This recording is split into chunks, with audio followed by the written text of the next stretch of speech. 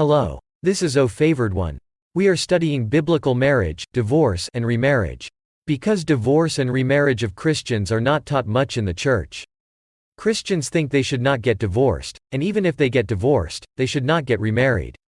When asked why Christians should not divorce or remarry, Christians will say they should not divorce or remarry.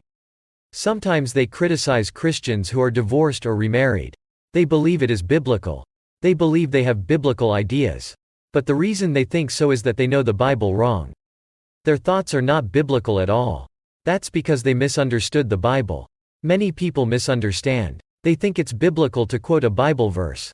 No, that's not true. Just because you mentioned your argument by quoting a Bible passage doesn't mean your argument is biblical. Can I tell you the reason? That's because the knowledge of the Bible you know is extremely marginal. One of the people who watched my video left a comment. Mark chapter 10 verse 11 to 12. Let me read you the Bible. He answered, anyone who divorces his wife and marries another woman commits adultery against her. And if she divorces her husband and marries another man, she commits adultery. That's what Jesus said. I will explain this phrase in detail later. I commented on the words of Matthew chapter 1 verse 5 and 6. Salmon was the father of Boaz, whose mother was Rahab, Boaz the father of Obed, whose mother was Ruth, Obed the father of Jesse, and Jesse the father of King David. David was the father of Solomon, whose mother had been Uriah's wife. In other words, there are two remarried women in Jesus' genealogy.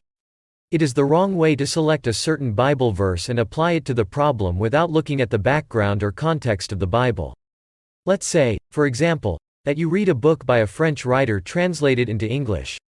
There are 14 tenses and 6 persons in French, and basically, you have to memorize 74 verb changes so that you can freely use the verb corresponding to the English have and understand the meaning. English is less tense than French, so no matter how good a translator can't translate a French book into English perfectly, and even if a reader reads a French book, they don't understand it enough. The Bible is no exception.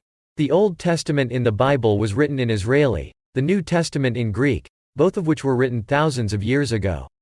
Many Christians blame divorced or remarried Christians based on their understanding of the Bible. They misunderstand that they understand the Bible and that what they say is biblical. But no, not at all. Their understanding of the Bible is not enough. At least if they don't know Israeli or Greek, they should read Bible theology or Bible doctrines. It is not right to justify their claim by quoting only Bible passages without an accurate understanding of the background of the Bible. Pastor Martin Lloyd-Jones said, in the Bible, there is the heart of God. We must find it in the Bible. Just passing superficially, we cannot imagine that we have a book other than the Bible. It can never be. The Bible is full of God's righteousness and abundance, full of glory and wisdom. The Christian is a man who, in that sense, wants to understand the Bible, and he does not want to have superficial and academic knowledge. Martin Luther states in the preface to his book, the first thing you need is to learn Bible terms. We need to know what the Apostle Paul means through such words as law, sin, grace, faith, righteousness, body, and soul. We will only waste time reading without such knowledge. You shouldn't understand the term, law, in an everyday sense.